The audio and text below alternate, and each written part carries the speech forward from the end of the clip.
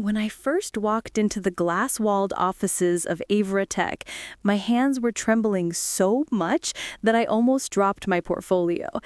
The place smelled of roasted coffee and ambition, sharp, clean, and a little intimidating. I'd rehearsed the interview a dozen times, but nothing could have prepared me for the woman waiting behind the frosted glass door that read Sophia Vale, Chief Executive Officer. She stood when I entered, tall, poised, dressed in a slate gray suit that somehow looked soft in the morning light. Her voice, steady, low, and warm, wrapped around me like velvet. "Lena Cruz? Come in. You're right on time." I remember thinking, that's what confidence looks like. She extended her hand, and when I took it, a small current ran through me. Nerves, probably, but it felt like electricity. The interview was supposed to be formal, but she asked questions that weren't on any list. What do you notice first when you join a new team? What does good leadership look like to you? Where do you feel most alive, in the planning or in the doing? I forgot my rehearsed lines and spoke honestly for once. She listened, actually listened, eyes intent, one brow arched in curiosity. When she finished, she smiled, just a little. "Interesting answer," she said. "Most people say both. You picked the doing." I left the office sure that I'd blown it, and got the offer an hour later. My first week was chaos. New projects, impossible deadlines, and a constant stream of emails marked urgent. Yet every morning, Sophia passed by my desk, coffee in hand, greeting everyone by name. She wasn't the kind of CEO who ruled from a distance. She walked the floor, stopped to ask how you were doing, and somehow remembered your answer the next day. On Thursday, she called me into her office to review a marketing brief. I expected criticism. Instead, she pointed to a note I'd written in the margin and said, "That's bold. I like that you see the story behind the numbers." I managed to say thank you, though my voice barely worked. She smiled again, small, almost secret, and the room suddenly felt smaller. By the second week, I started noticing little things about her. The way she tucked her hair behind her ear when she was thinking, the quiet laugh she tried to hide during staff meetings, how she looked out the window before answering difficult questions, as if the skyline itself helped her choose the right words. One evening, I stayed late, finishing a report. When I looked up, the whole office was dark, except for the soft light spilling from her office. She was still there, sleeves rolled up, barefoot, typing something with total focus. I hesitated, then knocked. She glanced up. "You're still here." "I wanted to finish the analytics draft." She gestured to the second chair. "Then we're both terrible at leaving on time." We worked in silence for a while, the city humming below us. When the cleaning crew turned off half the lights, we laughed quietly, like two students hiding in a library. At one point, she rubbed her temples and sighed. "Some nights, I wonder if I built this company or if it built me." I didn't know what to say, so I just said the truth. Either way, it's something beautiful. She looked at me, really looked at me, and for a second, the space between us felt charged again. Then she blinked, smiled faintly, and said, "You have a good way of reminding people what matters, Lena." That night, walking home through the summer air, I couldn't shake the sound of her name and her voice. The following Monday, she asked me to join a client presentation. It was the first time I'd ever sat beside her in a boardroom. Watching her lead was like watching music. Every question answered with calm precision, every pause deliberate. When the meeting ended, she turned to me. "Well, you make it look effortless," I said. "It's never effortless, but thank you." On the elevator ride down, she leaned slightly against the wall, tired but graceful.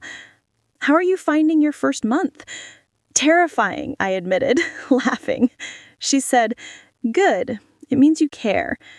Her phone buzzed. She ignored it. For a heartbeat, we were just two people, sharing quiet inside the mirrored walls. Our reflections looked like a secret we hadn't named yet. That weekend, Avra held a company picnic at a park overlooking the bay. I didn't expect her to show. CEOs rarely do. But halfway through the afternoon, she appeared in jeans and a white shirt, hair loose in the wind. She joined a softball game, caught a pop fly, and laughed when everyone cheered. It was the first time I'd seen her without the armor of her office. Later, as the sun dipped low, I found her near the water, shoes in hand, watching the light scatter across the waves. "Did you plan this weather too?" I teased. If I could control the weather, I'd never schedule another meeting. We stood there, silent for a moment, listening to the gulls. She turned toward me, eyes soft. "You're doing good work, Lena. You belong here." It shouldn't have meant so much, but it did. The warmth in her voice settled somewhere deep, and I realized with a quiet jolt that I didn't just admire her. I wanted to know her, past the title, past the glass office door. That night, when I tried to sleep, the sound of the ocean blurred with the memory of her laughter. And for the first time since starting the job, I wasn't afraid of tomorrow. I was excited to see what might happen next.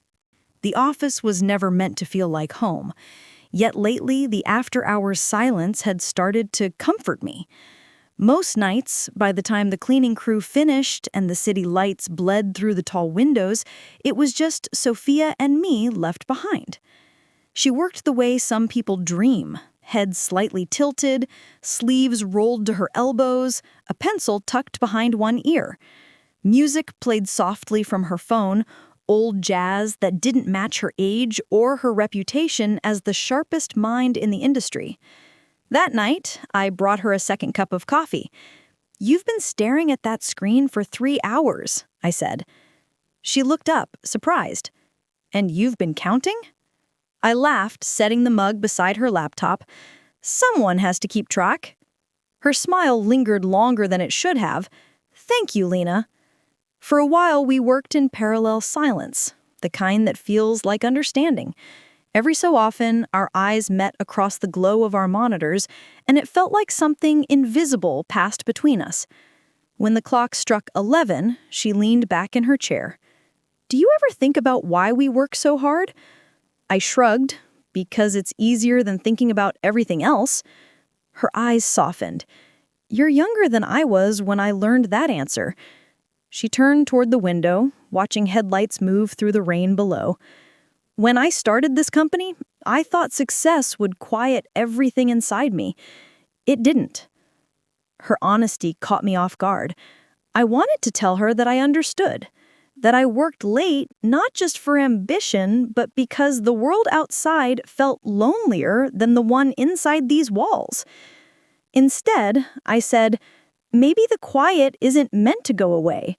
Maybe we just need someone who understands it." She looked at me then, the kind of look that holds a question neither of you are ready to ask. The next day, she called me into her office for a client debrief.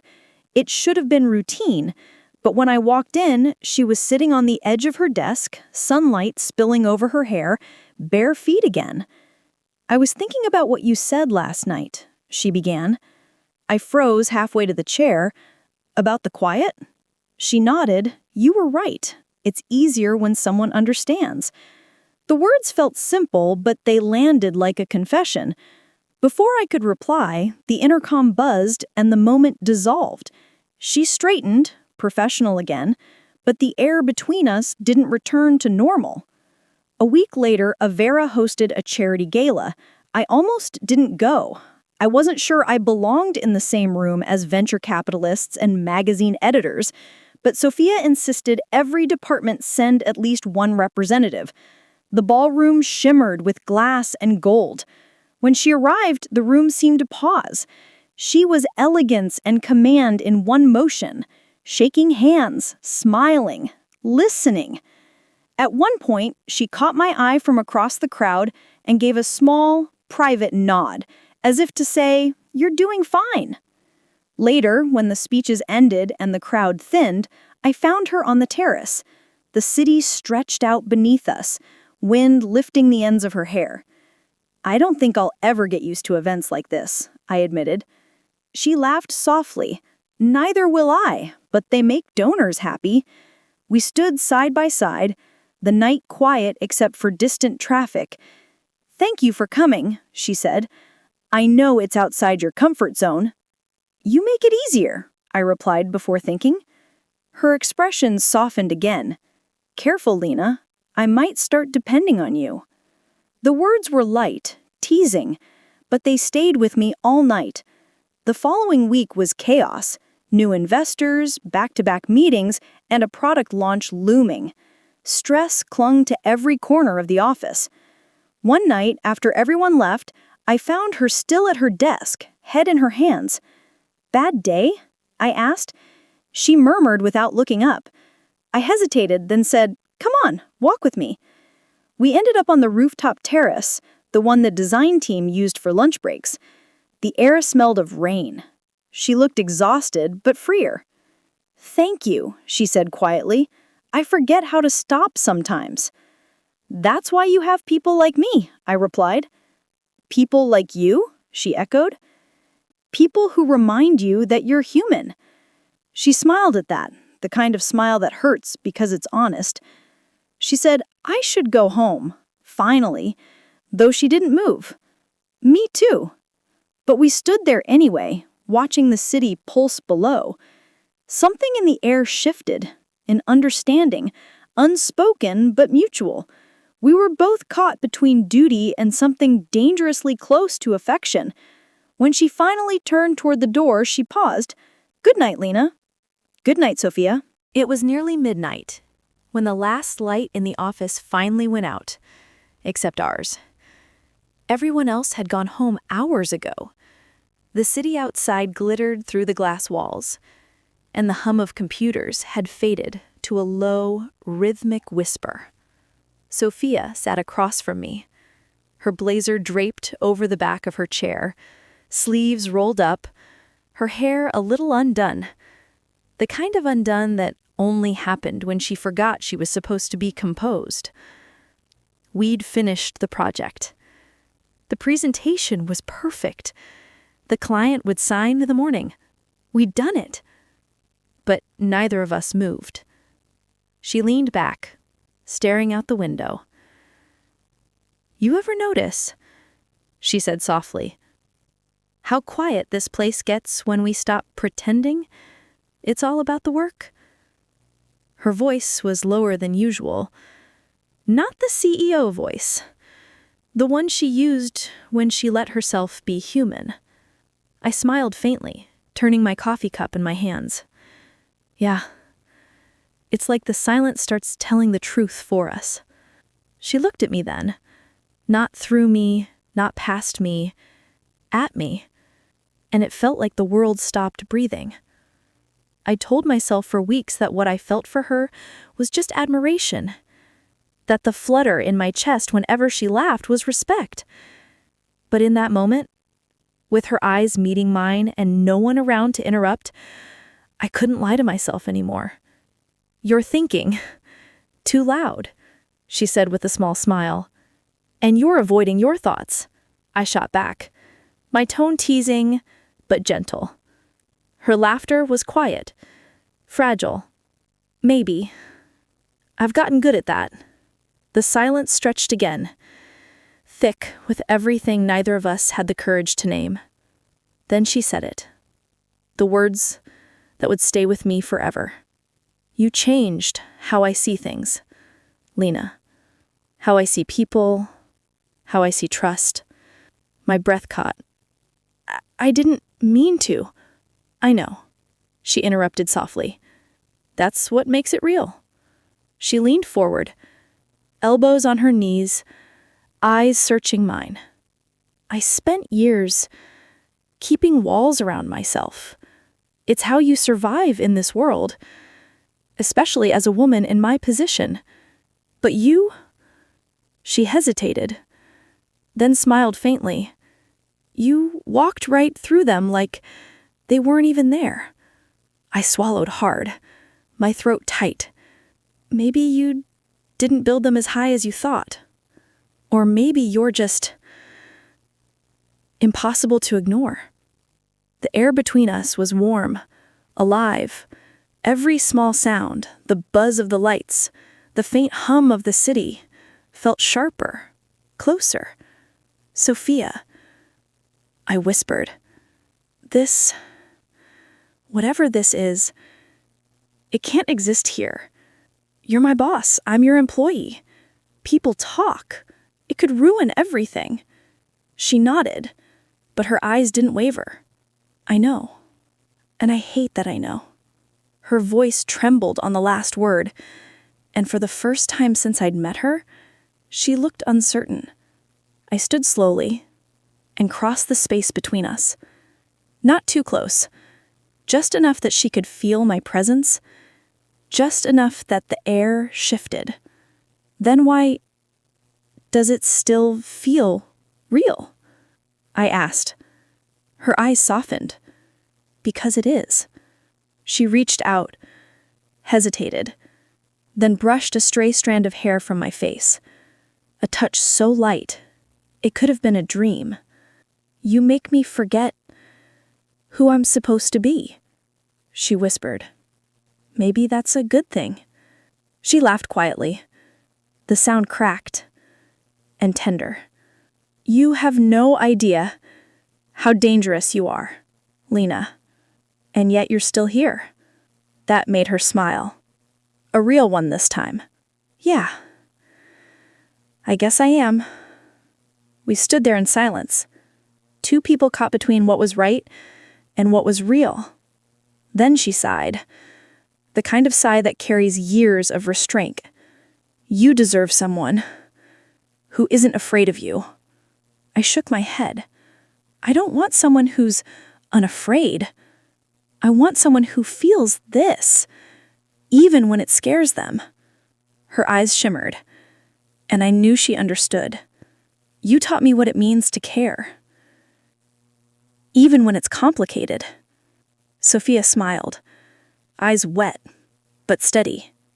Then I guess we both learned something dangerous. She glanced around the office. The glowing skyline outside, the papers on the table, the memories woven into late nights and quiet laughter. Maybe the best things always are, I said. We both knew it couldn't last. Not like this. But that didn't make it any less real. Finally, she stood, straightened her blouse, tucked a strand of hair behind her ear, and looked at me with something I could only describe as tenderness. We'll see each other again. Not as CEO and employee. Just two people who once meant everything. I smiled, blinking back tears. And maybe still do.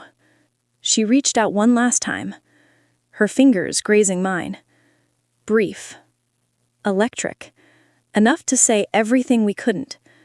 Then she walked away, her heels echoing down the marble hallway. I watched her go until the door closed, and the sound faded. I stayed there for a while. Alone. But not really. Because her presence lingered in every corner, every shadow, every heartbeat that wouldn't slow down. Some love stories don't end. They just change shape. Outside, the city lights flickered against the glass, and I swear, for a moment, I saw her reflection there too, smiling, and I smiled back. Because hope, like love, never really leaves.